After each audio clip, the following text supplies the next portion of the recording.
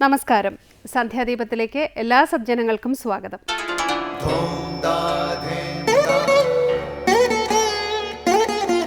ശുഭം ഭവതു കല്യാണമായുസാരോഗ്യവർദ്ധനം സർവദുഃഖ വിനാശായ സന്ധ്യാദീപം നമോസ്തുതേ.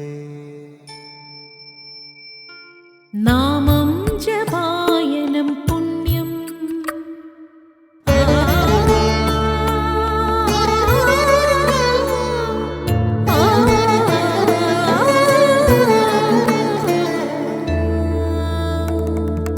നാമം ജപായനം പുണ്യം നിരുപമദീപാങ്കുരം പോലെ സ്വരശ്രുതിലയവരമതുലം ദീവാങ്കണം മോക്ഷ സംഗീതസാരം നീളും വഴിത്താരയിൽ ജീവതാരം മന്ത്രാലാപം മായാവിൻ നിൻ പ്രസാദം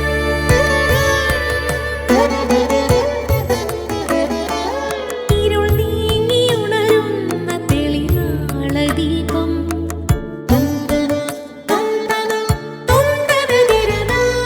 ഇരുൾ നീങ്ങിയുണരുന്ന തെളിനാളദീപം പ്രണവാമൃതം ചൊരിയുന്ന ദീപം ദീപം ദീപം ദീപം ദീപം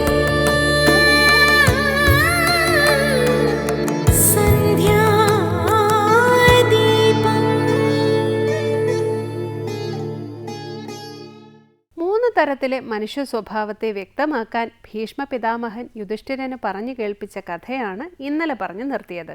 മീൻപിടുത്തക്കാരുടെ വലയിൽ കുടുങ്ങിയ പ്രത്യുപ്നമതി തൻ്റെ കഴിവ് പുറത്തെടുത്തു. ചത്തതുപോലെ അത് വലയ്ക്കുള്ളിൽ കിടന്നു. മീൻപിടുത്തക്കാർ വലയും വലിച്ച് അടുത്ത ജലാശയത്തിൽ ചെന്നു. പ്രത്യുപ്നമതി ചത്തു എന്ന് വിചാരിച്ച് അതിൻ്റെ പുറത്ത് പറ്റിയിരിക്കുന്ന ചെളി കഴുകി മാറ്റാൻ കയ്യിലെടുത്ത നിമിഷം ഒന്ന് പിടഞ്ഞ് ജലാശയത്തിൻ്റെ ആഴത്തിലേക്ക് രക്ഷപ്പെട്ടു. അതേസമയം രക്ഷപ്പെടണമെന്ന ചിന്ത വന്നപ്പോഴേക്കും ദീർഘസൂത്രി രക്ഷപ്പെടാനാകാത്ത വിധം മീൻപിടുത്തക്കാരുടെ വലയ്ക്കുള്ളിലായി. ഈ കഥയിലൂടെ ഭീഷ്മ പിതാമഹൻ മൂന്ന് തരം ആളുകളുടെ സ്വഭാവമാണ് പറഞ്ഞു തരുന്നത്. ചെയ്യേണ്ട കാര്യങ്ങൾ യഥാസമയം ചെയ്യാതിരിക്കുന്നവർ ആപത്തിൽപ്പെടുമെന്ന മുന്നറിയിപ്പാണ് ദീർഘസൂത്രിയുടെയും പ്രത്യുപ്നമതിയുടെയും ഉദാഹരണം നമുക്ക് പകർന്നു തരുന്നത്. കഴിവുകൾ കുറവാണെന്നുണ്ടെങ്കിൽ കാലേ കൂട്ടി തന്നെ പ്രവർത്തിക്കേണ്ടത് അനിവാര്യമാണ്. അസാമാന്യ സാമർഥ്യമുള്ളവർക്ക് അവസാന നിമിഷം പ്രവർത്തിച്ച് കാര്യം നേടാനായേക്കും. ഓരോ കർമ്മവും നീട്ടിവെച്ച് അലസന്മാരായി കഴിയുന്ന ദീർഘസൂത്രികൾക്ക് ഒരിക്കലും ഉയരാൻ കഴിയില്ല എന്ന് മാത്രമല്ല, അവരുടെ ജീവിതം കൊണ്ട് ആർക്കും ഉപയോഗമില്ലാതെ പോകുന്നു. തുടർന്ന് ശ്രീ കാവാലം ശ്രീകുമാറിൻ്റെ രാമായണ പാരായണം കേൾക്കാം.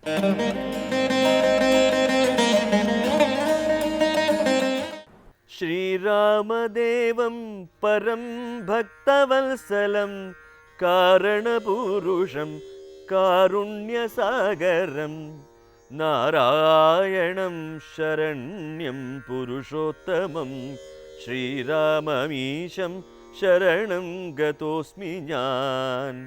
രാമചന്ദ്രാഭയം ദേഹി മേ സന്തതം. രാമ ലങ്കാമാർഗമാശു ദദാമി തേ. ഇത്തം വണങ്ങി സ്തുതിച്ച വരുണനോടുത്തമ പുരുഷൻ താനും അരുൾ ചെയ്തു. ബാണം മദീയം അമോഘമതിന്നിഹ വേണമൊരു ലക്ഷ്യമെന്തതിനുള്ളതും. വാട്ടമില്ലാത്തൊരു ലക്ഷ്യമതിന്നു നീ കാട്ടിത്തരേണമെനിക്കു വാരാനിധി. അർണവനാഥനും ചൊല്ലിനാൻ അന്നേരം അന്യൂന കാരുണ്യ സിന്ധോ ജഗൽപതേ. ഉത്തരസ്യാം ദിശി മത്തീരഭൂതലേ ചിത്രദ്രുമകുല്യദേശം സുഭിക്ഷദം. തത്ര പാപാത്മാക്കളുണ്ടു നിശാചരർ എത്രയും പാരമുപദ്രവിച്ചിടുവോർ. വേഗാൽ അവിടേക്കയക്ക ബാണം തവ ലോകോപകാരകമാമതു നിർണയം. തുടർന്ന് രാമായണ ദർശനം. ഭക്തവത്സലനായ ശ്രീരാമനെ വരുണഭഗവാൻ സ്തുതിക്കുന്ന ഭാഗമാണ് നമ്മൾ രാമായണ ദർശനത്തിൽ കേട്ടുകൊണ്ടിരിക്കുന്നത്. ശ്രീരാമന്റെ മഹിമയെല്ലാം പറഞ്ഞ വരുണൻ സേതുബന്ധനത്തിന് അനുവാദം നൽകുന്നു. സമുദ്രത്തിലെ ഒരു ജീവിയുടെയും ആക്രമണം ഉണ്ടാകില്ല എന്നും വരുണൻ വാക്കുകൊടുക്കുന്നു. അതേസമയം കുലച്ച വില്ല് എങ്ങോട്ട് പായിക്കണമെന്ന് ശ്രീരാമൻ വരുണനോട് ചോദിക്കുന്നു. അതിന് വരുണ ഭഗവാൻ നൽകുന്ന മറുപടി നമുക്ക് സ്വാമി ചിദാനന്ദപുരിയുടെ വിവരണത്തിൽ നിന്നും കേട്ട് മനസ്സിലാക്കാം.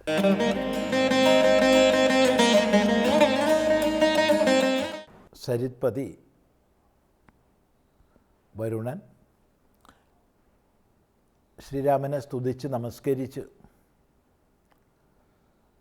താൻ പ്രത്യക്ഷപ്പെടാൻ താമസിച്ചത് സ്വഭാവവശാലാണ്, സൃഷ്ടിയാ തന്നെയുള്ള വിശേഷമാണത് എന്ന് ചൂണ്ടിക്കാണിച്ച് തമപ്രധാനികളായി മൂഢവൃത്തികളായിരിക്കുന്നവരെ നിയന്ത്രിക്കേണ്ടത് ഭഗവാൻ തന്നെയെന്ന് പറഞ്ഞ് നമിക്കുകയാണ്. തുടർന്ന് ശ്രീരാമദേവം പരം ഭക്തവത്സലം കാരണപൂരുഷം കാരുണ്യസാഗരം നാരായണം ശരണ്യം പുരുഷോത്തമം ശ്രീരാമമീശം ശരണം ഗതോസ്മി ഞാൻ.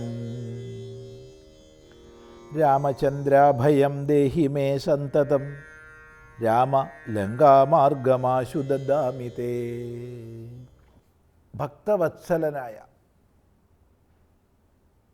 ഭക്തന്മാരെ അങ്ങേയറ്റം വാത്സല്യത്തോടുകൂടി പരിപാലിക്കുന്ന പരനായ ശ്രീരാമദേവനെ ഞാൻ ശരണം പ്രാപിക്കുന്നു. ആരെ? കാരണപുരുഷം, സകല പ്രപഞ്ച വികാരങ്ങൾക്കും അടിസ്ഥാന കാരണമായ ഈശ്വരനെ. സർവഭൂത വികാരങ്ങളും ആരിൽ നിന്നോ ആ സർവേശ്വരൻ തന്നെയാണ് ശ്രീരാമൻ. ആ തിരിച്ചറിവിലാണ് കാരണപൂരുഷം. കാരുണ്യസാഗരം, കരുണയുടെ ഭാവം, കാരുണ്യം, കാരുണ്യത്തിൻ്റെ സമുദ്രമാണ് രാമൻ. അളവറ്റ എന്നർത്ഥം, പരിധിയില്ലാത്ത കാരുണ്യത്തിൻ്റെ ആകരമാണ് രാമൻ. അങ്ങനെയുള്ള കാരുണ്യസാഗരനായ രാമനെ ശരണ്യനായ, ശരണം പ്രാപിക്കാൻ യോഗ്യൻ. ആർ ശരണം പ്രാപിക്കാൻ യോഗ്യനാണോ അയാളാണ് ശരണ്യൻ. ശരണ്യനായിരിക്കുന്ന നാരായണനെ,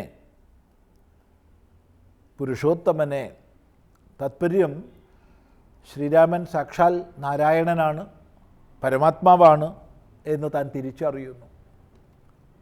ആ തിരിച്ചറിവിനെ വെളിപ്പെടുത്തുകയാണ് നാരായണം പുരുഷോത്തമം ശരണ്യം ശ്രീരാമമീശം ശരണം ഗതോസ്മി ഞാൻ.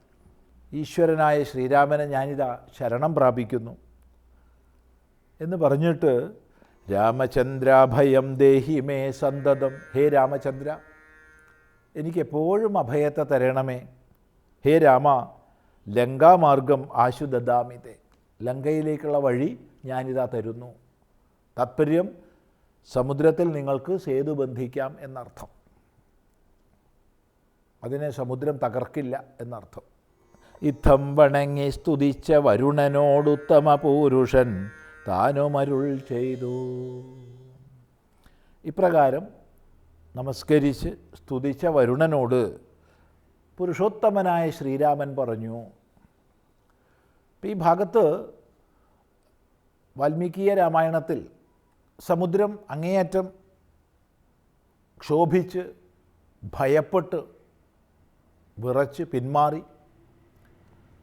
ശ്രീരാമനാകട്ടെ വില്ലിൽ ഞാണിൽ അമ്പ് തൊടുത്തു നിൽക്കുകയാണ്. ഒരു പക്ഷേ സമുദ്രം പിന്മാറിയത് കൊണ്ടായിരിക്കാം അത് തൊടുത്ത് വിടാതിരുന്നത്. ആ സമയത്താണ് സമുദ്രപതി ഭഗവാൻ പ്രകടനാകുന്നത്. അവിടെ സകല ഭൂതങ്ങൾക്കും അഗ്നി, ജലം, സമുദ്ര, ജലരാശി തുടങ്ങിയവയ്ക്കെല്ലാം ഈശ്വരദത്തമായിട്ടുള്ള നിയമങ്ങളുണ്ടെന്നും അത് അതിക്രമിക്കപ്പെടുകയില്ലെന്നും അതിക്രമിക്കാൻ സാധ്യമല്ലെന്നും വെളിപ്പെടുത്തിക്കൊണ്ട് ലങ്കയിലേക്ക് പോകാൻ വാനര സൈന്യത്തിന് അനുമതി നൽകുന്നു. എന്ന് മാത്രമല്ല, സമുദ്രത്തിലെ ഹിംസക ജന്തുക്കൾ ഒന്നും തന്നെ ഉപദ്രവിക്കില്ല എന്ന് വാക്ക് കൊടുക്കുന്നു. അതിനനുസരിച്ചാണ് സേതുബന്ധം പിന്നീട് നടക്കുന്നത്. ആ സമയത്ത് ശ്രീരാമൻ താൻ തൊടുത്ത അമ്പ് എങ്ങോട്ട് വിടണമെന്ന് ചോദിക്കുകയാണ്. കാരണം രാമബാണം വ്യർത്ഥമാവില്ല. തൊടുത്തു കഴിഞ്ഞാൽ വിട്ടേ മതിയാവും, അല്ലാതെ തിരിച്ചു വയ്ക്കാൻ പറ്റില്ല. പറയുകയാണ്, ബാണം മതീയം അമോഘമതിന്നിഹ വേണമൊരു ലക്ഷ്യമെന്തിതെന്നുള്ളതും വാട്ടമില്ലാതൊരു ലക്ഷ്യമതിന്നു നീ കാട്ടിത്തരേണമെനിക്കു വാരാന്നിധേ.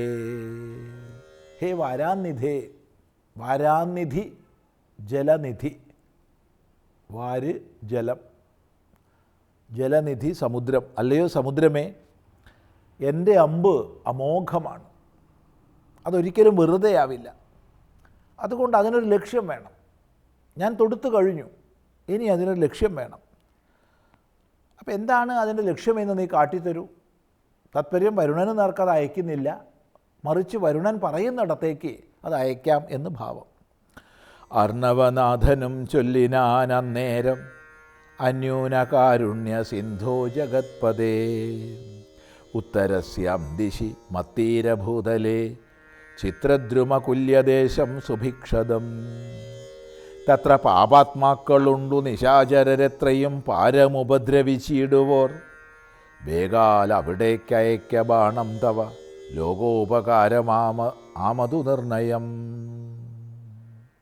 അല്ലയോ കാരുണ്യത്തിനൊരു കുറവുമില്ലാത്ത കാരുണ്യ സമുദ്രമായിട്ടുള്ളവനെ, ഹേ രാമ ജഗത്പദേ, വടക്കൻ ദിക്കിൽ എൻ്റെ തീരഭൂമിയിൽ ചിത്രദ്രുമകുല്യം എന്നൊരു ദേശമുണ്ട്. ആ ദേശത്തിൻ്റെ മറ്റൊരു പേര് ആഭീരദേശം എന്നാണ്. അവിടെ വളരെ പാപിഷ്ഠന്മാരായ രാക്ഷസന്മാർ മറ്റുള്ളവരെ ഉപദ്രവിച്ചുകൊണ്ട് കഴിയുന്നുണ്ട്. അവിടുത്തെ അമ്പ് അങ്ങോട്ടാവട്ടെ തൊടുത്തു വിടുന്നത്. അങ്ങയുടെ അമ്പിന് ലക്ഷ്യവുമാകും, അത് ലോകോപകാരവുമാകും. അതുകൊണ്ട് ആ ആഭീരന്മാരുടെ നേർക്ക് ചിത്രദ്രുമകുല്യ ദേശത്തിലേക്ക് അങ്ങയുടെ അമ്പ് തൊടുത്തു വിട്ടാലും എന്ന് പ്രാർത്ഥിക്കുകയാണ് വരുണൻ. തുടർന്നുള്ള ഭാഗം നമുക്ക് ശ്രദ്ധിക്കാം.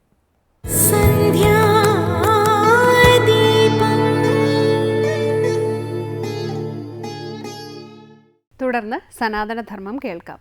ഭൗതിക ശാസ്ത്രത്തിൻ്റെ പരിമിതിയും ആധ്യാത്മിക ശാസ്ത്രത്തിൻ്റെ സനാതനത്വവും വിവരിക്കുകയാണ് ഇന്ന് സനാതനധർമ്മത്തിൽ സ്വാമി അനഘാമൃതാനന്ദപുരി.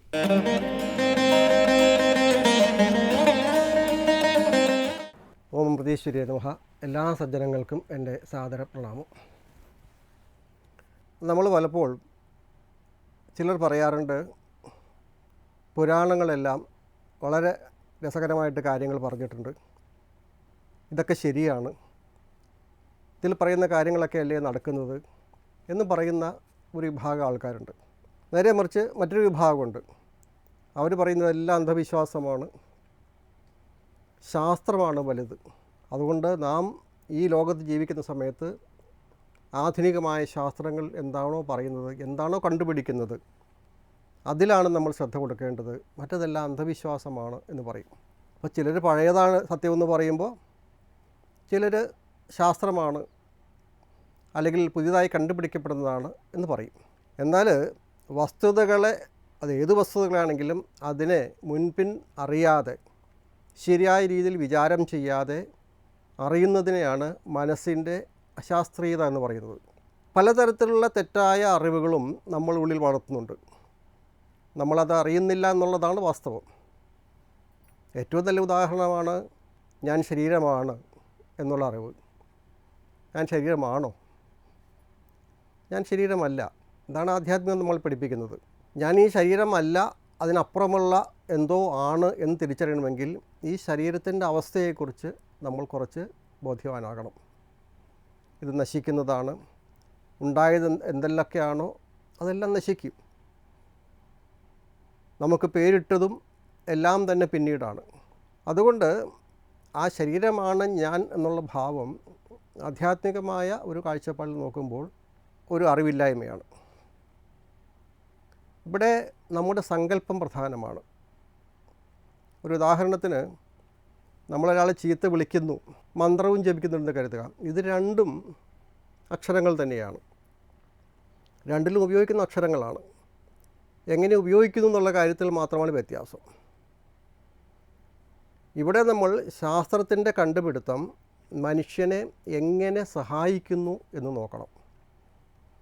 ഒരു തരത്തിൽ പറഞ്ഞാൽ തിരക്കുള്ള ജീവിതത്തിനെ സഹായിക്കുന്നു, അല്ലെങ്കിൽ അതിനുവേണ്ടി സാധിക്കുന്നു എന്നുള്ള കാര്യം ഒരു സത്യമാണ്.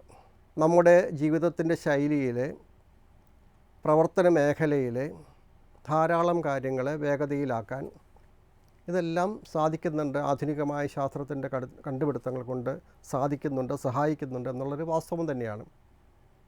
പക്ഷേ ഒരു കാര്യങ്ങൾ നമ്മൾ ചിന്തിക്കണം. ശിലായുഗത്തിലെ മനുഷ്യൻ്റെ സമാധാനത്തേക്കാൾ കൂടുതൽ സമാധാനം ഇപ്പോൾ ഇന്നത്തെ മനുഷ്യന് നൽകാൻ ശാസ്ത്രത്തിന് കഴിഞ്ഞിട്ടില്ല. മനുഷ്യൻ്റെ ഭയം കൂടിയിട്ടേ ഉള്ളൂ പഴയതിനേക്കാൾ. എന്തിനാണ് ജനിക്കുന്നത്, എങ്ങനെയാണ് മരിക്കുന്നത് എന്നുള്ള ചോദ്യത്തിന് പണ്ടത്തേക്കാൾ കൂടുതലായി വേറെ മറുപടി ഒന്നും ഇപ്പോഴുമില്ല. അതുമാത്രമല്ല, കണ്ടുപിടുത്തങ്ങൾ എന്ന് പറയുന്ന ചിലവ കൂടുതൽ വേഗതയിൽ എത്രമാത്രം നശിപ്പിക്കാൻ സാധിക്കും എന്നുള്ളത് കൂടിയുണ്ട്. നശീകരണ സ്വഭാവം കൂടി പലപ്പോഴും കണ്ടുപിടുത്തങ്ങൾ ഉണ്ടാകാറുണ്ട്. അതുമാത്രമല്ല, ഇന്നത്തെ സമൂഹത്തിൽ ഇതിൻ്റെ ഭാഗമായി ഒരു വ്യക്തിയുടെ സ്വകാര്യത പോലും ഇല്ലാതായിട്ടുണ്ട് എന്നുള്ളതാണ് സത്യം. നമുക്കതറിയാവുന്ന കാര്യമാണ്. അടുത്തൊരു സുഹൃത്തിനോട് സംസാരിക്കുമ്പോൾ പോലും ഒന്ന് പേടിക്കണം. നമ്മൾ സംസാരിക്കുന്ന അയാൾ റെക്കോർഡ് ചെയ്യുന്നുണ്ടെന്ന് നമുക്കറിയില്ലല്ലോ. ശാസ്ത്രത്തിൻ്റെ കണ്ടുപിടുത്തമാണെന്ന് പറഞ്ഞിട്ട് കാര്യമില്ല. നമ്മളിപ്പോൾ എന്തെങ്കിലും അറിയാതെ വഴിവിട്ട് പറഞ്ഞിട്ടുണ്ടെങ്കിൽ അത് അയാളുടെ ഇത് കയ്യിൽ വയ്ക്കും. അതുകൊണ്ട് ഭൗതികമായി ഈ ശാസ്ത്രത്തിനെ നമ്മൾ പൂർണ്ണമായി തള്ളിക്കളയേണ്ട ആവശ്യമില്ല. പക്ഷേ അതിൽ നിന്ന് മാറിയിട്ട് യഥാർത്ഥ സത്യത്തെ അന്വേഷിക്കുന്നവർക്ക് മാത്രമേ സമാധാനം എന്നുള്ള രീതിയിലേക്ക് ചിന്തിക്കാൻ കഴിയൂ, അല്ലെങ്കിൽ അത് കൈവരിക്കാൻ കഴിയൂ എന്നുള്ള കാര്യം ഒരു സത്യമാണ്. നമ്മളൊന്ന് ശ്രദ്ധിച്ചാൽ രണ്ട് കാര്യങ്ങളിൽ ശാസ്ത്രത്തിന് വലിയ പുരോഗതി നമുക്ക് പറയാനില്ല. ഒന്ന്, മനുഷ്യ ജീവൻ്റെ രഹസ്യം അന്വേഷിക്കുന്നതിലും പ്രപഞ്ചത്തിൻ്റെ രഹസ്യം അന്വേഷിക്കുന്നതിലും. പ്രപഞ്ചത്തിൻ്റെ രഹസ്യം അന്വേഷിക്കുന്നത് പലതും കണ്ടുപിടിച്ചു എന്ന് പറയുന്നുണ്ടെങ്കിലും അതെല്ലാം അവരുടെ തന്നെ ഭാഷയിൽ വളരെ വളരെ ചുരുങ്ങിയ തോതിൽ മാത്രമേ ഉള്ളൂ. അതുകൊണ്ട് കണ്ടുപിടുത്തം എന്നുള്ളതിന് എപ്പോഴും ഒരു പരിമിതികളുണ്ട്. മനുഷ്യനെ സംബന്ധിച്ചോളം ഒരാൾ സന്തോഷവാനും തൃപ്തനുമാണ് എന്ന് പറയുന്നത് അതിൻ്റെ ശരി അറിയാത്തത് കൊണ്ടാണ്. അതായത് അതൊരു താൽക്കാലികം മാത്രമാണ്. ദുഃഖത്തെ ഒഴിവാക്കാനോ അല്ലെങ്കിൽ സുഖത്തെ നിലനിർത്താനോ മരണത്തെ അതിജീവിക്കാനോ നമുക്ക് സാധിക്കുമോ? ഇതൊന്നും സാധിക്കുന്നില്ലെങ്കിൽ പിന്നെ എങ്ങനെയാണ് ഒരാൾ തൃപ്തനായി നിൽക്കുന്നത്? ഇതെല്ലാ കാലത്തും ഇങ്ങനെ തന്നെയാണല്ലോ. പഴയ കാലത്തും എങ്ങനെയാണ്, ഇപ്പോഴും അങ്ങനെ തന്നെയാണ്. അപ്പോൾ ആധ്യാത്മിക ശാസ്ത്രം പറയുന്നത് നമ്മുടെ, അതായത് ഒരു വ്യക്തിയുടെ സ്വരൂപം സുഖമാണ് എന്ന് അറിയുമ്പോഴാണ് ഒരാൾ തൃപ്തനും സുഖിയുമാകുന്നതെന്ന് പറയും. അപ്പോൾ അമ്മ വേറൊരു തരത്തിൽ പറയുന്നുണ്ട്, സന്തോഷം എന്നുള്ളത് ഒരു തീരുമാനമാണെന്നുള്ളത്. നമ്മുടെ മനസ്സിനെ ഏത് തലത്തിലേക്കാണ് നമ്മൾ ട്യൂൺ ചെയ്യേണ്ടത് എന്നുള്ളത് അമ്മ പറയുന്നൊരു കാര്യമാണ്. കേൾക്കുമ്പോൾ കുറച്ച് എളുപ്പമായിട്ട് തോന്നുമെങ്കിലും പ്രയോഗത്തിൽ വരുത്താൻ നല്ല ബുദ്ധിമുട്ടുള്ളൊരു കാര്യമാണ്. അപ്പോൾ നമ്മളെ സംബന്ധിച്ചോളം ഇന്ന് നമുക്ക് കിട്ടുന്നത്, നമ്മുടെ ആധ്യാത്മിക മണ്ഡലത്തിൽ നമുക്ക് കിട്ടുന്നത് ക്രാന്തദർശികളായിട്ടുള്ള ഋഷികളുടെ അനുഭവങ്ങളാണ്. ഭാരതീയ ആധ്യാത്മിക ശാസ്ത്രങ്ങളിലൂടെ നമുക്ക് ലഭിച്ച ഏറ്റവും വലിയ മഹത്തായിട്ടുള്ള കാര്യം.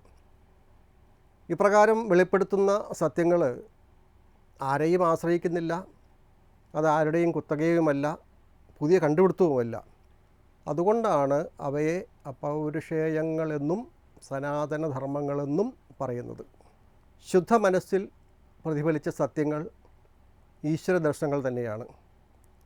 അതുതന്നെയാണ് നമുക്ക് അമ്മയിൽ നിന്ന് ലഭിക്കുന്നതും മഹാത്മാക്കളിൽ നിന്ന് ലഭിക്കുന്നതും നമുക്ക് സ്വീകരിക്കേണ്ടതും സ്വീകാര്യമായതും അനുവർത്തിക്കേണ്ടതും. ആ രീതിയിൽ മുന്നോട്ട് പോകാൻ നമുക്ക് ശ്രമിക്കാം. ഓം അമൃതേശ്വരി നമഃ.